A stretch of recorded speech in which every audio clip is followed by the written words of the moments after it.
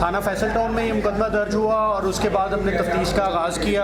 और जैसे आपको मिनिस्टर साहब ने भी बताया होगा, एक कंबाइंड कमेटी सीएम साहब ने बनाई जिसमें हम भी शामिल थे। हमारा डे इन डे आउट हमारा कोऑर्डिनेशन रहा और हमने इकट्ठे मिल के इस पे तफ्तीश का आगाज़ किया और तफ्तीश को आगे बढ़ाया। इसमें इनिशियली जो आइडेंटिफाई हुए 2 अक्यूज़ड बिलाल और नवीद, जो कि ये सायरा मेमोरियल हॉस्पिटल की फैसिलिटी को यूज़ कर रहे थे और फर्स्ट फ्लोर पे उसके इन्होंने एक रेंटेड फैसिलिटी ली जो कि बेसिकली कमर्शियल पर्पस के लिए नहीं थी, ये रेजिडेंशियल पर्पस के लिए थी, जिसको कमर्शियल यूजेज जिसका किया गया। और ये लाइसेंस जो था, जो फार्मासिस्ट था, वो आसिम के नाम पे था।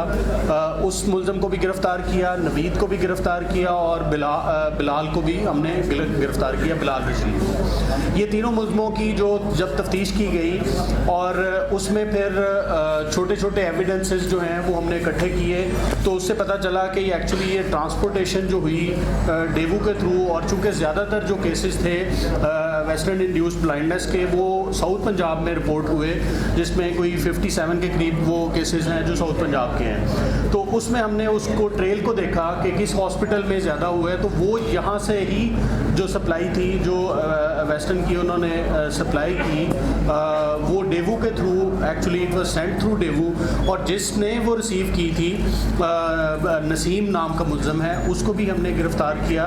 ये जो आपको कंडीशंस का इन्होंने बता दिया होगा कि जो ऑन द वे ट्रांसपोर्टेशन में जो हाइजीनिक और जो आपको SOPs इंश्योर करने थे ट्रांसपोर्टेशन के, वो भी नहीं किए गए। और 5 अक्यूज़ड इसमें गिरफ़्तार कर चुके हैं, उनकी तफ्तीश जारी है। इसमें जो भी इस चेन में तफ्तीश के दौरान में बाकी सामने आएंगे इंशाअल्लाह ताला उसको भी हम गिरफ़्तार करेंगे।